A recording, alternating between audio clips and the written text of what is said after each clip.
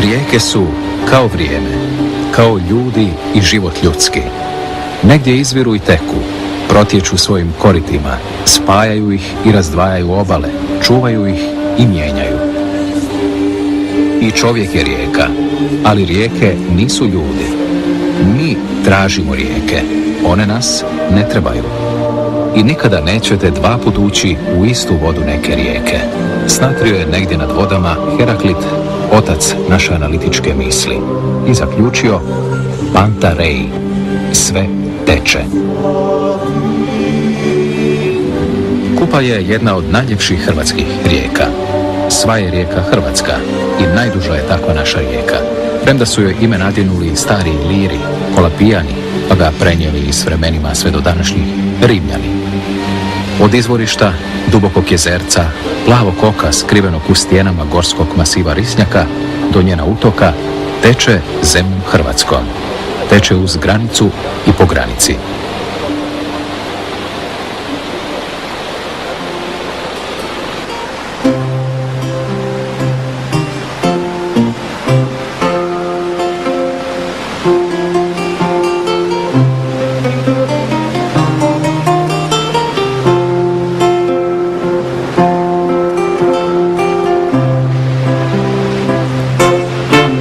Kupa zapravo počinje prije Kupe, pod Kupičkim vrhom. Počinje gorskom brzicom Čabrankom, koja skuplja izvore i vode sjeverozapadnih padina Snježnika i Risnjaka. Na njoj se razvilo i najveće naselje ovoga dijela Gorskog kotara, Čabar. Naselje, okruženo visokim gorama, smjestilo se uz Čabranku, kao u Čabru. Rudarsko naselje bana ratnika, pjesnika i mučenika Petra Zrinskoga, jer Petar otkriva rudnike željeza, dovodi ovamo rudare iz Kranjske, Tirola, Koruške, čak iz Bavarske, osniva naselje. Godine 1663. utemeljuje župu i gradi crkvu Svetog Antuna. Uz otvaranje rudnika, podizanje visoke peći, gradnju kovačnice za preradu željeza u raznovrsne kovane artefakte, sagradio je Petar u Čabru i svoj dvor, baroknu građevinu s naglašenom zadaćom obrane sigurnosti za gospodare i podanike, radnike čabarskih rudnika i kovačnica. Drugi su ga u kasnijim vremenima dograđivali i proširivali, obnavljali i uređivali. Pri kraju, u 18. i 19. stoljeću, Vlastela Paravići daju mu onakvu povijesnu sliku kakva nam je uz četverokutnu kulu dvora Petra Zrinskoga sačuvana do današnjih dana. To je kuća koja se spominje kao kurija Petra Zrinskog. Nemamo podataka da li on doista ovamo dolazio, ali vjerujemo. Kuća je bila slična ovog izgleda kao i danas, s time što je bila osigurana kulama. Dvije kule još dan danas postoje i jedna novija, sadašnja, koja je izgrađena na istom mjestu gdje je bila i stara sjeverna kula, dok ova druga je izdržala do današnjih dana, obnovljena je, izmijenjen je krov. A kako je s prednje strane bio zaštićen, da li su i tu bile neke kule, to nemamo nekih podataka.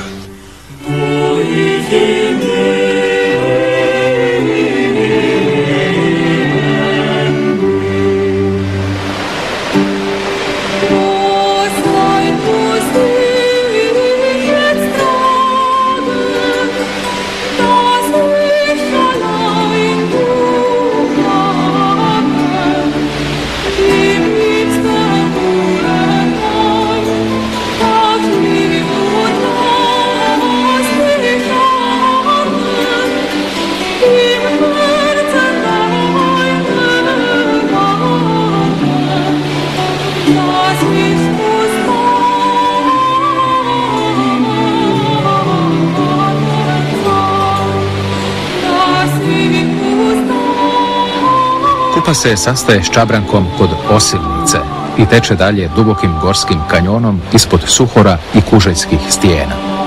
Veća i manja naselja s jedne i druge strane stražare nad njenim obalama.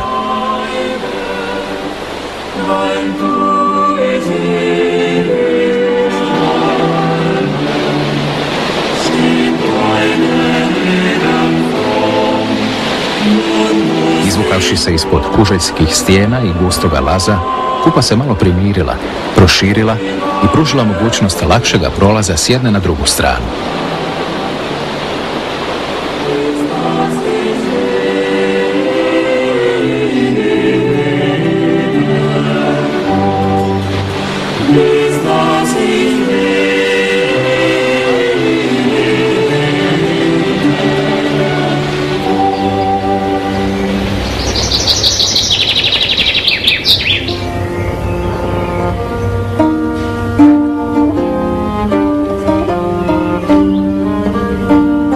Kao i Čabar, brod na Kupi razvio se u veće naselje za frankopanskih feudalnih nasljednika Zrinskih.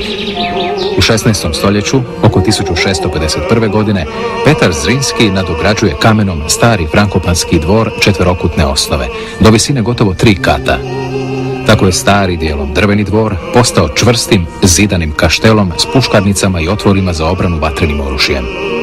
Puške bradatice priječile su Turcima put u Skupu, a debeli su zidovi kaštela pružali sigurnost i gospodarima i žiteljima brodskoga naselja.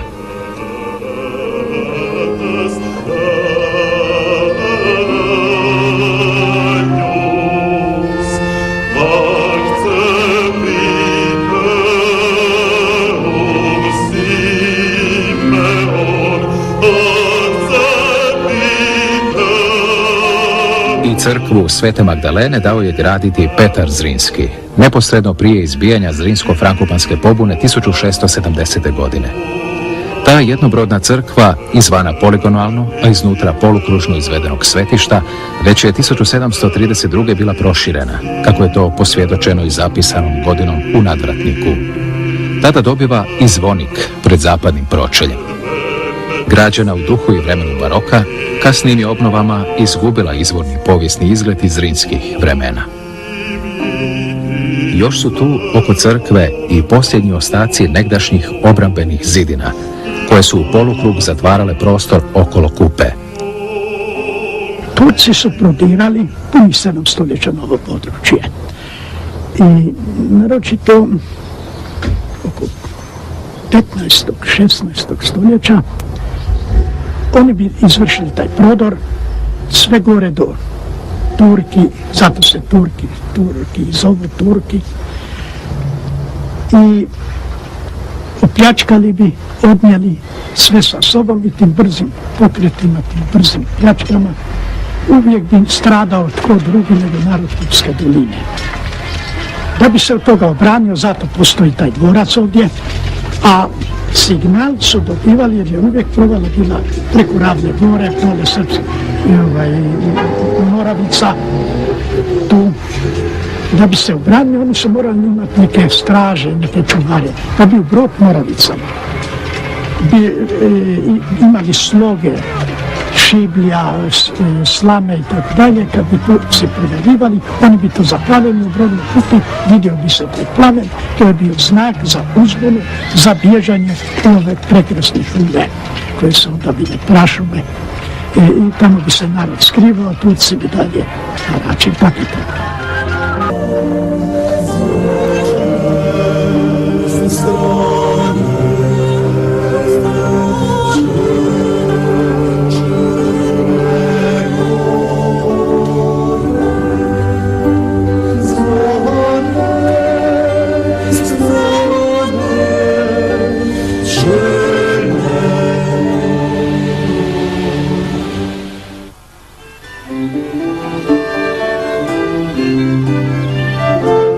Ozaljski stari grad, u vremenskom presjeku od neolita do rimskih vremena, u stoljećima feudalnog vladanja obitelji Babonića, Frankopana i Zrinskih, do Perlasa, Batijana i Turnitaksisa. Grad družbe braće Hrvatskoga Zmaja, živih i sve značajnijih kulturnih događanja današnjega grada Ozlja. Jedan je od najvažnijih graditeljskih spomenika sveopće hrvatske povijesti. Položaj grada je jedinstven. Grad je osovljen na visokoj kamenoj stjenovitoj zaravni, između Kupe i dubokog usjeka sa zapadne strane. Vremenski raspon izgradnje trajao je stoljećima. Svi su mu gospodari nešto dograđivali, prilagođivali ga svojim potrebama. Babunići su bili prvi graditelji Ozajskoga utvrđenog grada, a Frankopani su mu dali svoj veliki doprinos, gradeći grad tijekom druge polovice 15. stoljeća. Pouzdano znamo da je ovdje jedan od najobimnijih gradnja imao Bernardin Frankopan. Njegov je unuk Stjepan i njegova unučica Katarina onda bit će zadnji Frankopani Ozajske loze i to će biti u času ženitbe Katarine za Nikole Šubića Zrinskoga. Vanjski zidovi dvorca sami bit će onda dijelo Nikole Šubića Zrinskoga. Tu je zapravo i ta veza, bi ja naglasila, ja mislim da dosta često ljudi ne zna, između Frankopana i Zrinskih, jer ženitbom za Katarinu Frankopanku Nikola Šubić Zrinski je došao u posjed Frankopanskog imanja. Tijekom cijele druge polovice 16. stoljeća Zrinski utvrđuju grad izgradnjom vanjskoga zidnog plašta s polukulama. Ono što je značajno za Zrinske, prvo je žitnica ili po danas Palasi Zrinskih, nekada jedna obrambena kula koja je naknadno 1556. kako piše nad ulaznim vratima prerađena u jedan palas, zato kažemo Zrinskih. Ono što nam je zapravo signifikantno na tom spomeniku kulture, da su to zidovi koji su se sačuvali sa zapisima već preko te žbuke 1526. sa glagoljičnim zapisom o ženidbi Nikole i Katarine, sa latinskim natpisima, što je gospodin Fučić sve objavio, tako da je zapravo jedan važan spomenik s obzirom na sačuvanost, a i možda na jedinstvenost s obzirom i na naš stari grad, zato jer svi ostali prostori u starom gradu u baroku su bili bitno izmijenjeni. Znači, ostao je praktički samo ta nekadašnja žitnica, zato iza Petra Zrinskoga je to postalo skladište žita u baroku i to je zapravo onaj trenutak koji nam je ispasio zidove. Dograđivali su grad i Perlasi u prvoj polovici i Batijani u drugoj polovici 18. stoljeća, osobito njegove stambene dijelove. Podižu grad za visinu još jednog kata i daju mu konačan njegov današnji izgled.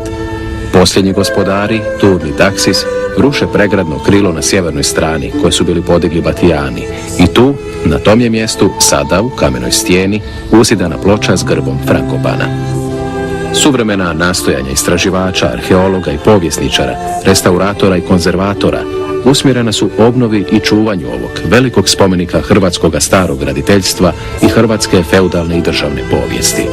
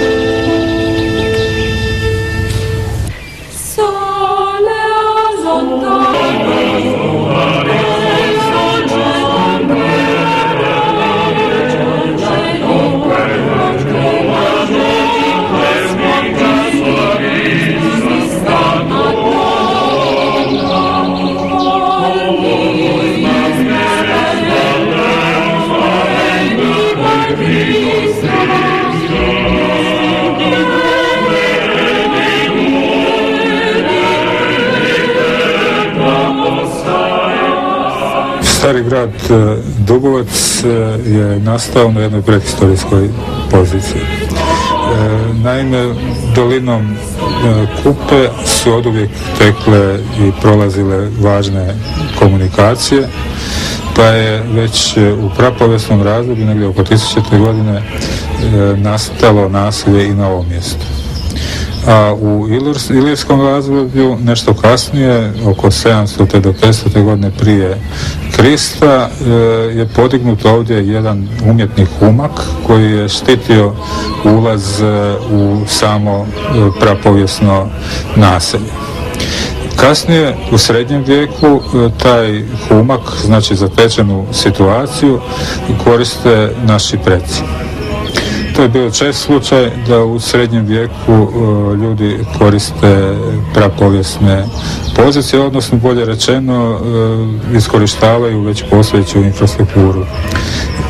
Na tom humku oni tada najprije podižu drvene palisade, potom jednu, mogli bi reći malo jaču, ali ne baš previsoku okruglu kulu, čije tragove vidimo ovdje u samom dvorištu, da bi kasnije, kad se već razvio feudalni stalež kod nas, najvjerojatnije u vrijeme kad grad preuzimaju Frankopani, došlo do izgradnje tvrdog pravog grada kakav vidimo ovdje danas.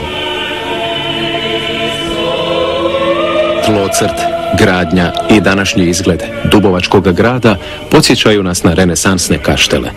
No Dubovac, kao i Ozalj stoljećima prije, grade možda najprije dubovački slobodni građani, a onda moćni feudalni gospodari, Babonići, Zudari, Frankopani, Zrinski. Onda pri kraju 16. stoljeća i krajiške vojne vlasti, koje određuju i vode povijesnu sudbinu Karlovca. Tada je Dubovac bio sjedište i ugodno stanovanje zapovjednicima Karlovačke tvrđave, karlovačkim generalima. Potom je pretvoren u spremište ratne opreme i municije. Kao Barutanu 1810. uzimaju ga Francuzi. Maršal Marmont će ga urediti kao svoj ljetni kovac, a poslije Francuza kupuje ga 1837. grof Laval-Nugent i obnavlja u duhu historicizma. Nakon toga grad je prepušten sudbini vremena, sve dok ga 1896. nije preuzela Karlovačka općina. Propada i dalje, a njegova prava obnova njegova izvornog povijesnog izgleda počela je tek 1952. godine.